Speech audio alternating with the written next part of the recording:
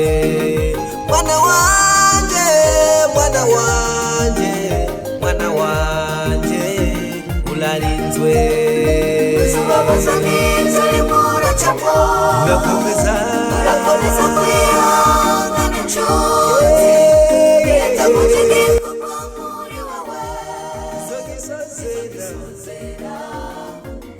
Yesu ntacyo ugira ubwoba kubyubona dufise intare y'umuryango wa Yuda humura Yesu yaranesheje amen ibibazo by'isuriranya nshuti yanje nureme mugabo kurwanya abo babeshye cyane nshuti mukundwa humura ibibazo byoba byinshi ndaguhumurije humura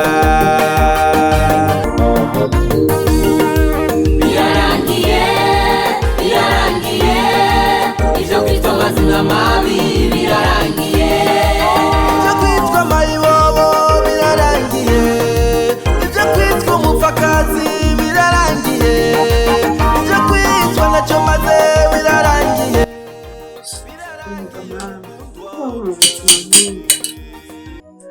Simuronka hoje usigaye banyita amazina atari kandi ufise umugabo ngeze ku rugero banyita amayibobo agahuza simpindura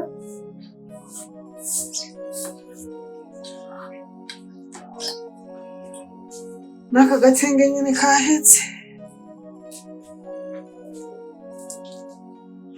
sinzi ukuntu ngiye kubajena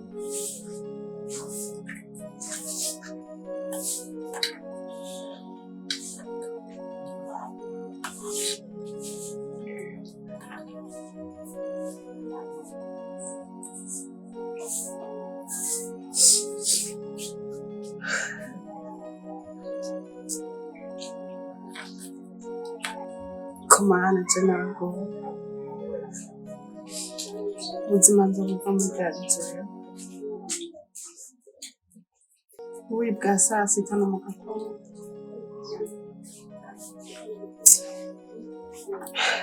ubwo nari ingenzi kuri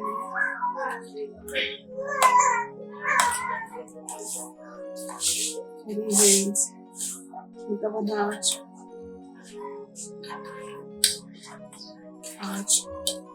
ndi umwana sinshobora kuguma muri ibi bintu jewe sinshobora kuguma muri ubu buzima nibutsa ku bintu ntubyemera cyangwa ntubyanga cyangwa nzobyemera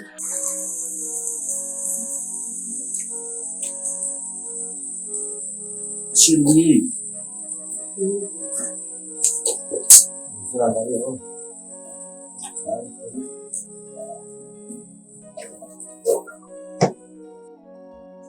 Chérie wiwe gukunda. Intebe mbone ngo ntibikirandangamira.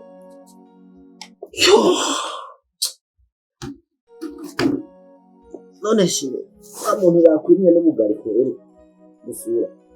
habonetse bwabo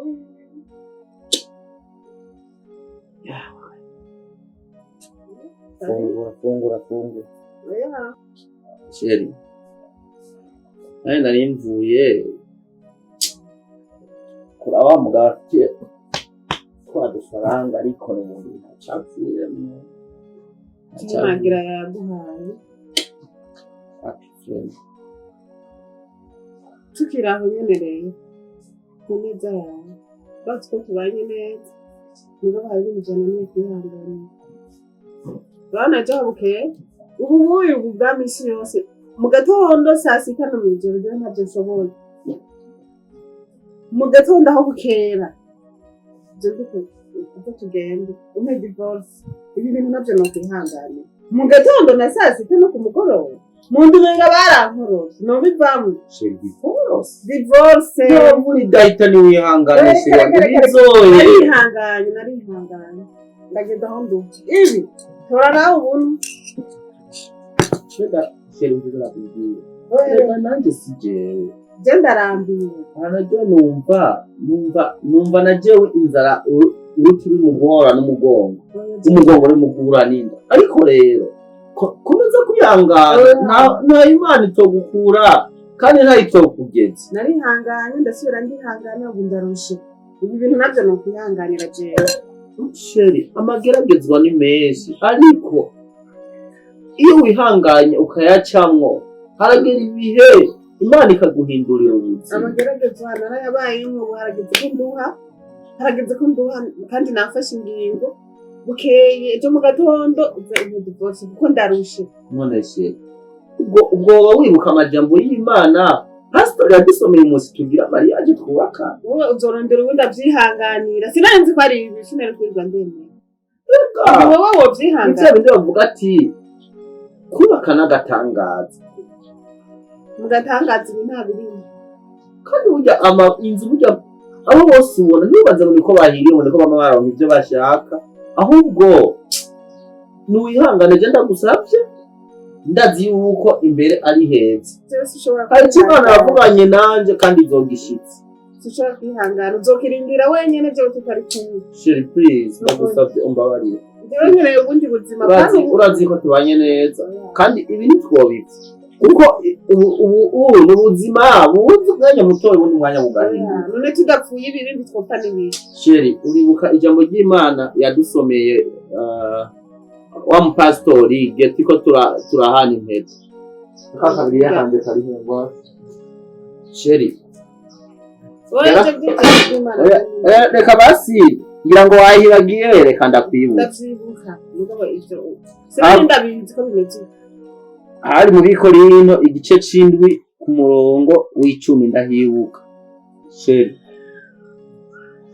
havuga ngo banumva abamaze kurongorana ndabagera ariko si jewe n'umwami wacu umugore yoye kuvana n'umugabo wiwe reka guta umwanya tukiri ngaho nyene urumva ijambo ry'Imana ko rivuga ati umugore yoye kuvana sheri reka kuriya please reka guta umwanya umugore yoye kuvana n'umugabo wiwe none niwavana na jewe wibaza yuko jewe nzowasigaye hehe uzorondera ubundi avyihanganira je sheri please mbabarira ku murongo w'icumi na rimwe hacavuga ariko aramutse avanye nawe abe igisubira muhira canke yisubize hamwe n'umugabo wiwe kandi umugabo yoye guta umugore wiwe shushu ndagusavye wihangane ibi ni vy'igihe gito sheri wanje wibuka amajambo y'Imana batubwiye nayagusomeye wayumvise umbabarire nanje si jewe ni ibihe bibi ndiko ndacamwe ariko Imana ico yavuganye nanje kandi azi ko izogishitsa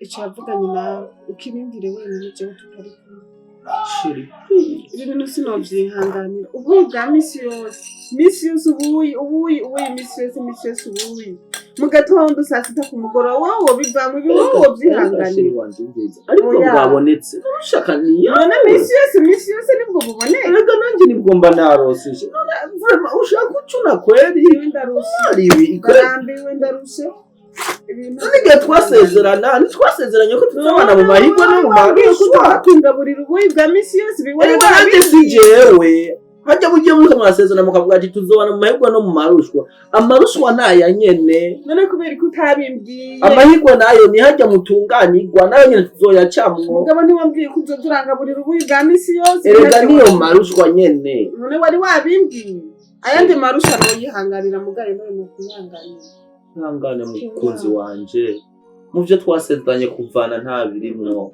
wibuke sheri wanje wibuke please wibuke mukunzi ntabyo kwibuka wowe n'abakira buntu cyangwa uje kurondera uyundi ashobora kubwakira bwa misi yose mugabo nawe nyine azorambika reka basi dusangiye oya basi je narabuhazi mu gatondo nabunyoye na saa sita no mw'ijoro narabuhazi jewe buno nawe ariko sheri nkikuzana sinari nzi yuko ufise umutima nk'uwo ntavyasheri ngaho urabona nanje ubuzima nibwo buriko burangora n'ukuri nyihanganira kandi azi yuko Imana izobikemura je nakwihanganiye nuko igiye kubirangiza abakwita amazina mabi abavuga ivyo bishakiye bigiye guhera, reka kumva abantu, ayo ndazi n'amosho y'abantu. Ukakunduhisha jewe naravyihanganiye narahejeje navyo ntushoboye kwihanganira ubuzima ntabwo nawaje nubwo buri bwawe sanda kubisa icyo nakubwiye wavyumvise. Please.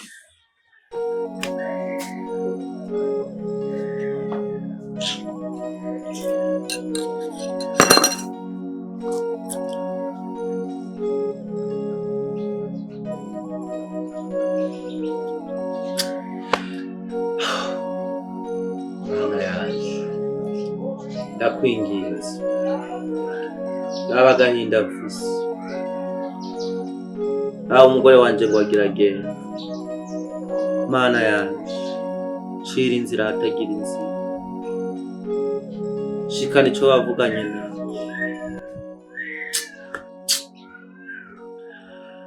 Umva gusenga kwanje Uhoraho,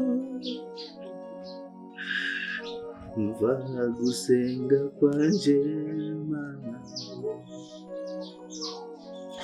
tega amatwi uvuge gutakamba kwanje Data, tega amatwi wumve umutwaro wanje, umutima wanje urananiwe n'ibibazo by'isi bidashira. Mana ni wowe wo kunshira inzira, ni wewe wo kunyambukisha ibigeragezo. Hari igihe ibigeragezo biza bikagutangatanga, ariko wihagararira, wihagararire. Ni Yesu wenyene akugwanira intambara, ni Yesu wenyene akugwanira intambara, ni Yesu wenyene akugwanira intambara, ni Yesu wenyene akugwanira intambara. Mwamini Mungu wetu, hakuna linaloshindikana kwake. Ndiye Mungu muweza yote, hakuna linaloshindikana kwake. Ndiye Mungu muweza yote, hakuna linaloshindikana kwake. Akisema anatimiza. Huyo Mungu wetu sio muongo, wewe mwamini tu.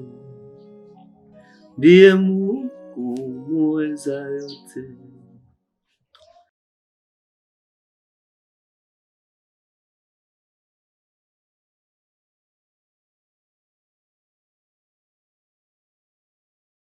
Hari igihe ibigeragezo biza bikagutangatanga, ariko wihagararire, wihagararire.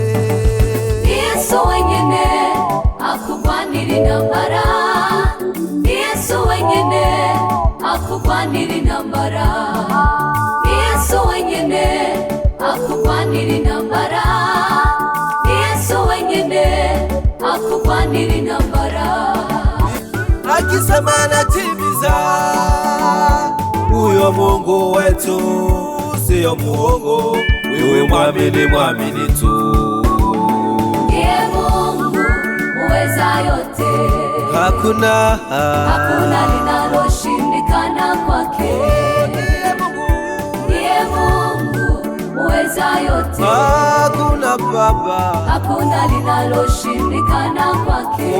Ndiye Mungu, ndiye Mungu muweza yote, hakuna ulimwengu yote, hakuna linaloshindikana kwake. Ndiye Mungu muweza yote, hakuna linaloshindikana kwake.